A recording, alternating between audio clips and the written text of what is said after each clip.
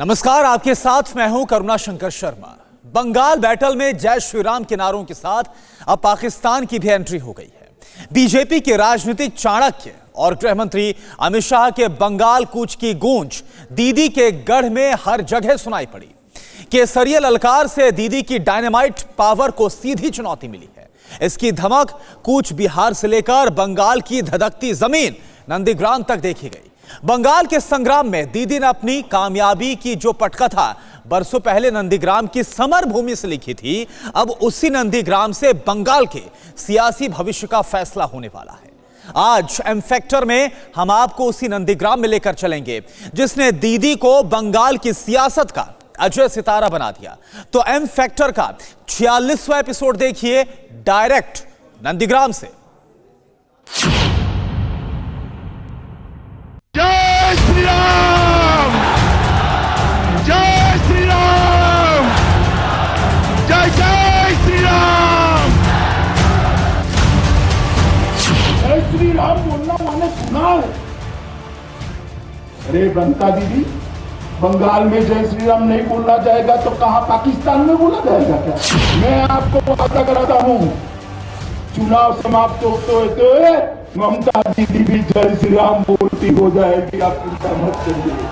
नरेंद्र मोदी सरकार की सारी योजनाएं आप और आपका भतीजा जो रोक कर बैठे हैं, मैं आपको कहता हूं मई के बाद आप रोक नहीं पाओगी, क्योंकि आप मुख्यमंत्री ही नहीं हो। दीदी ऐसे बहुत अच्छा है, सच्चा बात करेगा, लेकिन दीदी को टकराएगा तो चूर चूर हो जाएगा। दीदी के गढ़ में केसरिया हुंकार है, भगवा ललकार है। बीजेपी के सियासी सुरमाओं से दीदी को खुला चैलेंज मिल रहा है। कूच बिहार से लेकर बंगाल के कोने कोने में इस ऐलाने जंग की गूंज है। बंगाल की सियासत का सेंटर बन चुके नंदीग्राम तक इसका शोर है। वही नंदीग्राम जिसने दीदी की सियासत को नई पहचान दी। वही नंदीग्राम जहां की माटी से दीदी ने बंगाल के लाल दुर्ग को ढहाने की पहली कसम खाई थी। उसी नंदीग्राम से ताल ठोक कर ममता ने तीसरी बार बंगाल किले पर कब्जे की तैयारी की है। एम फैक्टर में बंगाल के मुस्लिम मूड की पहेली को समझने हम उसी नंदीग्राम में पहुंचे। सियासत नफरतों के जख्म भरने नहीं देती, जहां भरने पे आती है तो मक्खी बैठ जाती है। नमस्कार, मैं हूं श्रीनिवास और इस वक्त मैं मौजूद हूं पश्चिम बंगाल के सियासी रणक्षेत्र के कुरुक्षेत्र में। जी हाँ, ये नंदीग्राम है और हम यहाँ मौजूद हैं अपने उसी सवाल के साथ कि आखिर नंदीग्राम के मुसलमान आने वाले चुनाव में किसके बनेंगे भाईजान, और क्या कहता है यहाँ का एम फैक्टर।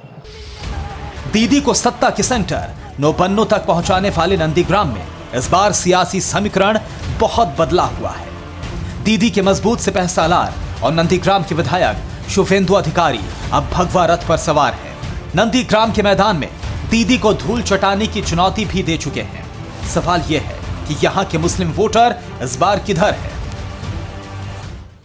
तो क्या लग रहा है शेख साहब, आपके नंदीग्राम का क्या हाल चाल है? नंदीग्राम का तो बहुत बुरा हाल चाल है। बुरा हाल है? हाँ। क्यों? दीदी का तो सबसे चहेता जगह है नंदीग्राम। नहीं नहीं, दीदी का कौन सा, दीदी का चहीता जगह है, लेकिन उन्नयन का कुछ काम नहीं हो रहा ना। उन्नयन का काम नहीं हो रहा? नहीं, कहाँ हो रहा है। सड़क देखे आप लोग जाए अभी, सड़क में चलने का वो पाउंड रखने का मन नहीं करता। मन नहीं करता? नहीं, ऐसा सड़क हो गया। ऐसा सड़क हो गया? देखिए अब अभी अभी तो आप लोग आए ना इधर से। ठीक है, आपके घर में उन्नयन नहीं हुआ तो चुनाव में उन्नयन करेगा कौन आपका? कौन करेगा उन्नयन? बीजेपी। बीजेपी?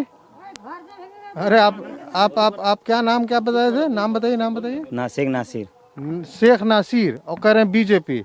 आप चाहते हैं बीजेपी और बीजेपी कहता है कि हमें शेख नासिर चाहिए ही नहीं। कौन बोला नहीं चाहिए? अरे सर, उन्होंने नहीं चाहिए, हमको तो चाहिए। अच्छा, आपको बीजेपी चाहिए? हाँ।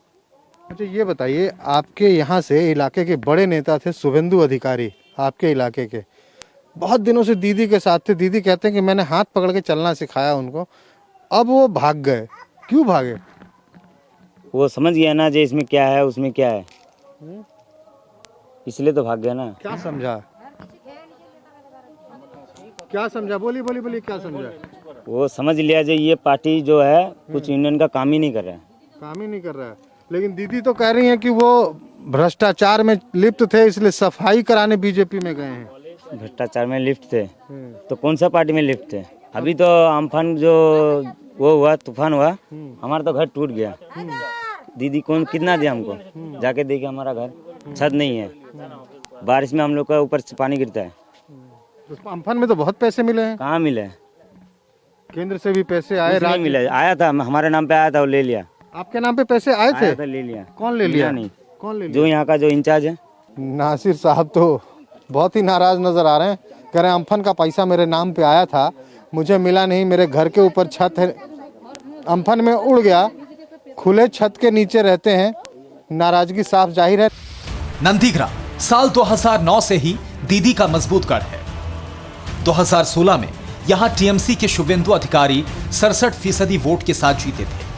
वहीं सीपीआई को 26% वोट मिले थे, जबकि बीजेपी को सिर्फ 5% वोट हासिल हुए थे। लेकिन अब शुभेंदु टीएमसी का साथ छोड़ चुके हैं। तो क्या बीजेपी को नंदीग्राम में इस बाबत फायदा मिलेगा? ये बताइए, चुनाव का वक्त आ रहा है, वोट देती हैं आप? हाँ, वोट कहाँ देने देता है, लड़ाई झगड़ा करके बंद कर देता है सब। वोट देने नहीं देता है? नहीं देता है। क्यों? वो नहीं देता है कि हम लोग कहते हैं तुम ये यहाँ के नहीं हो, बीजेपी करते हो, फलाना करते हो, मत दो यहाँ वोट। क्या क्या आप बीजेपी करती हैं? हाँ। क्यों? अब वो लोग नहीं देने देता है। मतलब आपको बीजेपी पसंद है? हाँ। क्यों पसंद है बीजेपी? अब जो देगा घर द्वार खाना पीना जो देगा उसको ही तो देखेंगे। तो कुछ दिया है आपको बीजेपी वाला? अभी तो कुछ नहीं दिया। तो फिर क्यों पसंद? जब ये नहीं दिया तो किसी को ना किसी का तो देखना पड़ेगा। मतलब आप कह रहे हैं कि ममता दीदी ने नहीं दिया? ममता दीदी देते हैं, हाँ। यही सब लोग जो चेला चमारी है वो खा जाते हैं। मतलब वो कहती हैं, यहाँ तक नहीं पहुँचने देता। अच्छा, मतलब कहते हैं कलकत्ता से पैसे चलते हैं, हाँ। लेकिन आपके पास नहीं पहुंचते। हमारे पास नहीं पहुँचता। ये बताइए ना, तो अब आप कह रही हैं कि अब दीदी से आप नाराज नजर आ रही हैं। दीदी, हाँ, दीदी से नाराज है। क्यों ना? मतलब तो दीदी खुद को आके देखना चाहिए कि हमारा भी तो इधर आना चाहिए। नंदीग्राम में आता है तो इस इलाके में भी तो आना चाहिए कि हम पैसे भेजते हैं, कहाँ कहाँ पहुँचता, कहाँ नहीं पहुँचता, देखना तो चाहिए उनको। कह रही है कि दीदी पैसे तो देती हैं, कलकत्ता जो जानकारी है कलकत्ता से पैसे चलते हैं, लेकिन इनके तक नहीं पहुंचते। कह रही है कि बीच का जो उनका आदमी लोग है ना वो खा जाता है। बहुत ही नाराज नजर आ रही हैं। कह रही हैं कि अब दीदी को देख लिया, दिल भर गया, दिल का मामला हो गया। कह रही हैं कि अब दादा को देखेंगे। चलिए आगे चलते हैं। बंगाल में भ्रष्टाचार का मुद्दा भगवा ब्रिगेड के लिए भी परिवर्तन की धुरी बन गया है। लेकिन जिस नंदीग्राम के करीब 30% मुस्लिम वोटरों पर भरोसा करके दीदी ने शुभेंदु अधिकारी की खुली चुनौती को स्वीकार किया है, क्या वो मुसलमान भी भ्रष्टाचार जैसे सवालों पर दीदी से उतने ही खफा हैं? अहमदुल्ला दादा को क्या लगता है कौन होने चाहिए यहाँ? अभी दीदी की सरकार कैसी चली है, और क्या दीदी तीसरी बार, या फिर आप भी कुछ और सोचते हैं? हम तो दीदी के बारे में क्या बोलेगा। गांव का लोग आदमी छोड़ के आप चला जाइए सारा वेस्ट बंगाल में ना, देखिए दीदी का डेवलपमेंट, दीदी का काज, दीदी का जो काम किया A to Z, रास्ता है, हॉस्पिटल है, शिक्षा है, और उसका साथ माध्यम भाता है, और ये उसका साथ पुजारी का भाता है, इमाम भत्ता, पुजारी भाता, वार्धक्य भाता, और सेंट्रल गवर्नमेंट छोड़ के जो चाल दूर तक में मिलता है वो भी दीदी देता है। फ्री चाल, ये स्कूल डेवलपमेंट, स्कूल का इंस्टीट्यूशन का डेवलपमेंट चल रहा है, और सारे काम हम जो जहाँ खड़ा है। मतलब आप दीदी के काम से संतुष्ट हैं, मुतमईन हैं? जरूर। आपको लगता है दीदी तीसरी बार आनी चाहिए? आने चाहिए ना, आएंगी दीदी? आएगा। और दीदी उन्नयन पे ही वोट लेंगी सबसे? उन्नयन से, उसका कोई मेरे को नहीं है, वह कोई अलग प्रोग्राम नहीं है। नंदीग्राम की सियासी तासीर से बंगाल में सत्ता की तस्वीर बनती है, लेकिन नंदीग्राम में इस बार बीजेपी और टीएमसी के बीच कांटे की टक्कर दिख रही है। बाजी उसी के हाथ लगेगी जिसे यहाँ के भाईजान चाहेंगे। इस वक्त हम नंदीग्राम के ताराचंद वार्ड में मौजूद है। मालूम है ये कौन सी जगह है? 2007 में जब नंदीग्राम का आंदोलन शुरू हुआ था तो ममता दीदी जब नंदीग्राम आती थी तो इसी मोहल्ले में रहती थी। उनके खास सिपह सलार, नाम ही बताता हूँ, सुफियान साहब भी इसी वार्ड में रहते हैं। खैर, बात करते हैं। दीदी ने फिर कहा है कि नंदीग्राम मेरे लिए भाग्यशाली। इतना ही नहीं कहा, दीदी कह रही है कि नंदीग्राम से भी चुनाव लड़ूंगी। सुनिए, ममता बनर्जी जो बात कह रही है, जो मेरा 30% मुस्लिम वोटर है, ये बात सही है, लेकिन और भी है, हिंदू वोटर भी ममता जी के साथ है। क्या नहीं किया दिया है उन्होंने बंगाल के लिए? जी जी, क्या नहीं दिया है? एक लड़का जब पैदा होता है उस टाइम से जब वो मर भी जाता है उस टाइम तक क्या नहीं दिया है? सब कुछ ममता बनर्जी ने दिया है। ये बंगाल का मुसलमान है, पढ़ाई लिखा है, सोच समझ करके सब कुछ करता है। ऐसा ही कुछ सोचा जा रहा था बिहार में जब ओवैसी आए थे, लेकिन आप देख ही सकते हैं ओवैसी के कारण एक बार और कि कौन सफल हो गया। नहीं, यहाँ वो अब्बासी हो या ओवैसी हो, कोई वोट, एक भी वोट नहीं मिलेगा उनको।